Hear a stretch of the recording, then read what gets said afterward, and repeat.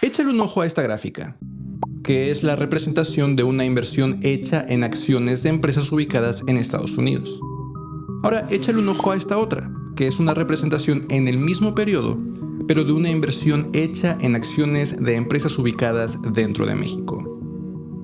Viendo estas dos gráficas, comparándolas frente a frente, ¿tú invertirías en México? Esta es una pregunta un poco injusta porque ve esta misma gráfica pero no representando los últimos 10 años, sino los años del 2000 al 2009.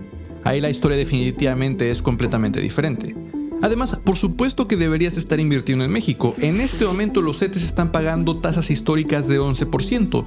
Sofipos como Clar están pagando hasta 14% anual. Nu acaba de anunciar que está pagando 15% pero con intereses diarios. En comparación, inversiones similares en Estados Unidos apenas están pagando un 5.5% de rendimiento. Entonces, en realidad no es que no debamos de invertir en México, es que los mexicanos no debemos de invertir en acciones de empresas mexicanas. Pero con estas gráficas que te acabo de mostrar, en realidad, ¿podrías saber cuál es la razón de que no deberíamos de hacerlo? Es cierto que en los últimos 10 años el IPC, esta inversión, este índice que representa a las 35 empresas más grandes listadas dentro de México, solo ha generado un rendimiento de 3% anual.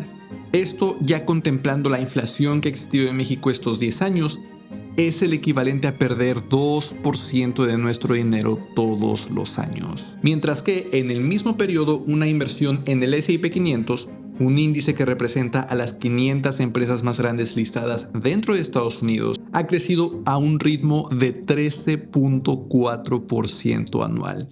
13.4 por un lado, 3% por otro. Una diferencia tremenda, pero aún así esta no es la razón por la que los mexicanos no deberíamos de invertir en México. Tan solo échale un ojo a esta misma comparación, pero no de los últimos 10 años, sino de los últimos 20. Aquí la historia es completamente diferente. El S&P 500 ha generado un 9.97% de rendimiento anual contra el 9.73% del IPC. Prácticamente la misma inversión. Entonces, la razón detrás de la cual los mexicanos no debemos invertir en México es más complicado que solo el rendimiento histórico.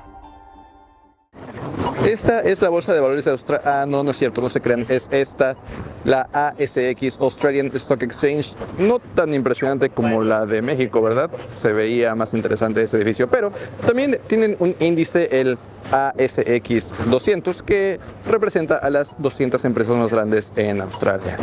Mira cómo se ha comportado este índice, el ASX 200, contra el índice mexicano, el IPC, durante los últimos 10 años. De forma muy similar, a pesar de que Australia es una economía que se parece más a Estados Unidos que a México. En los últimos 10 años, el ASX 200 ha generado 2.75% anual contra el 3.05% que ha generado el IPC. Con esta rápida comparación, quizás podrías pensar ahora que tu respuesta a la pregunta de por qué los mexicanos no deberíamos invertir en México no es que una inversión en México sea particularmente mala, sino que una inversión en Estados Unidos es particularmente buena. Ya nos vamos acercando a la respuesta. Pero regresemos el tiempo al año 2000. Acababa de estrenarse Las locuras del emperador. Las Olimpiadas fueron aquí en Sydney y el 15% de ustedes aún no nacía. Estados Unidos estaba a punto de ver a la burbuja de las .com estallar. El S&P 500 bajaría 21% en cuestión de meses. Y eso no sería todo porque meses después, Estados Unidos experimentaría el peor ataque terrorista en su territorio y para septiembre de 2002, el S&P 500 había perdido un total de 44%. Los siguientes años el índice se recuperaría, pero llegaría 2008 y la crisis inmobiliaria que se convertiría en crisis global haría que el índice cayera más allá de 50% a como había empezado el 2000. 10 años después del inicio del milenio, el S&P 500 había perdido más de 23%. Había sido una década perdida. Al mismo tiempo, una inversión en el IPC, este índice mexicano, creció 332%. Incluso el ASX 200 que mencioné había crecido 47%. Estados Unidos no siempre es la mejor opción.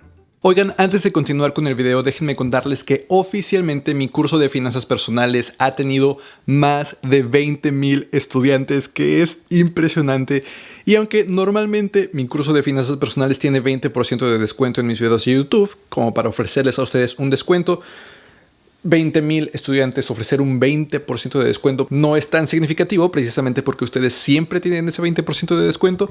Entonces se me ocurrió ofrecerles un 50% de descuento, simplemente porque es impresionante haber logrado a esta cantidad de estudiantes en el curso. Lo van a poder encontrar ahí abajo en la descripción utilizando el cupón 2024, porque además 2024 ya también se alcanza y creo que es un momento excelente para empezar a trabajar en mejorar tus finanzas. Este curso justo cubre todo lo que tú necesitas, desde incluso las matemáticas básicas necesarias y utilizar hojas de cálculo, hasta, por supuesto, ahorrar, invertir, planear tu retiro, hasta crear nuevas fuentes de ingreso. En fin, les dejo el enlace abajo en la descripción. Solo utilicen el código 2024 en números 2024 al momento de realizar su inscripción. Pero continuamos con el video. ¿Ya descubriste la razón?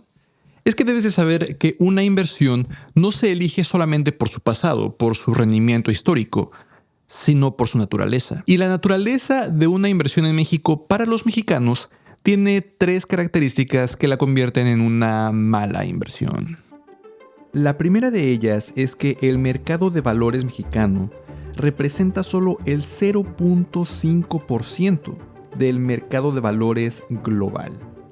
Mientras tanto, el de Estados Unidos representa cerca del 60%. Tan solo échale un ojo a este gráfico, que representa el valor de Apple, la empresa más valiosa que forma parte del S&P 500. Comparada con Walmart de México y Centroamérica, la empresa más valiosa dentro del IPC, el índice mexicano. Esta empresa equivale a solamente el 2.4% del tamaño de Apple. Es más, todas las 35 empresas del IPC, este índice mexicano, equivalen a apenas el 15% del valor de Apple. Y Apple es solamente el 7% de todo el S&P 500. Invertir en todo el IPC, todas estas 35 empresas mexicanas, equivale a invertir solamente el 1% de lo que está invirtiendo el S&P 500. Y además el S&P 500 equivale a solamente el 40% del mercado accionario global. Fíjate nada más qué pequeño se queda el IPC en esta gráfica. ¿Adivinas entonces qué porcentaje representa el IPC? Solamente el 0.04%. Y esto no es bueno para un inversionista. Por si esto no fuera poco, los mexicanos, o quienes en general viven en México, ya tendrán mucho de su dinero atado al país. Por ejemplo, en su casa, que muchas veces podría representar una muy buena parte de su patrimonio. Y eso está bien, porque es el lugar donde viven. Pero también en los CETES o en las SOFIPOS, que como mencionaba, es genial y de hecho, en este momento es el mejor momento para estar invirtiendo de esta forma en México. De hecho, de esto ya platiqué un poco más a detalle en un video que te voy a dejar por aquí en las tarjetas sobre cómo 2024 va a ser el mejor año para invertir en este tipo de instrumentos. Pero está bien porque ese es el lugar donde tenemos los ahorros. Está perfecto entonces tener el lugar donde vivimos y nuestros ahorros en México, pero sería ya demasiado redoblar aún más y aún mantener en México el otro lado de nuestras finanzas, que serían nuestras inversiones. Sería demasiado riesgo estar atando tanto de nuestro patrimonio, tanto de nuestro dinero a una parte tan pequeña de la economía global. Y en este momento quizás me preguntes, ¿y qué tiene? ¿Qué tiene que yo tenga atado todo mi dinero o muy buena parte de mi dinero al país en el que vivo o al país en el que nací? El problema es que cada inversión, llámese tu casa, tus ahorros o tus acciones, carga un riesgo sistemático, que es el riesgo del país en el que se encuentran, y de sus tasas de interés, del crecimiento económico de ese país, de sus políticas monetarias, sus políticas sociales, entre varios otros. Y además, cada inversión también carga su propio riesgo no sistemático, que es único de esa inversión, como el riesgo de que tu colonia pierda popularidad y entonces el valor de las casas en esa colonia baje, o el riesgo de que la SOFIPO en la que ahorres desaparezca y ya no te pague los intereses, o el riesgo de que Walmart de México y Centroamérica, por ejemplo, tome malas decisiones de negocio y ya no pueda competir correctamente. Este segundo tipo de riesgo, el riesgo no sistemático, lo podemos diversificar y el IPC ya lo hace, porque estamos invirtiendo en varias empresas al mismo tiempo. Pero cuando se trata del riesgo sistemático, entonces, si toda inversión dentro de México carga el riesgo sistemático de México, tener todo tu patrimonio asociado a un solo país es riesgoso. Es mejor utilizar el riesgo sistemático de otros países y diversificar nuestro riesgo para que el riesgo total de nuestro portafolio completo sea menor. Una de las formas más fáciles de solucionar esto es invertir el dinero que no ocuparás en al menos 7 años en un ETF que se llama VT, que por sí solo te permitirá invertir en más de 9.700 empresas ubicadas en 42 países, incluyendo 60.7% en Estados Unidos, 6.3% en Japón, 3.9% en Reino Unido, por ahí 1.9% en Australia, 0.3% en México, que es una forma muy similar al tamaño respectivo de cada país contra el mercado global. Y así, si de pronto Estados Unidos se vuelve una parte más pequeña, China una más grande, México crece, el ETF se readaptará automáticamente por ti. Tú no te tienes de qué preocupar. Y esa, para mí, es la mejor inversión. ¿Y para ti?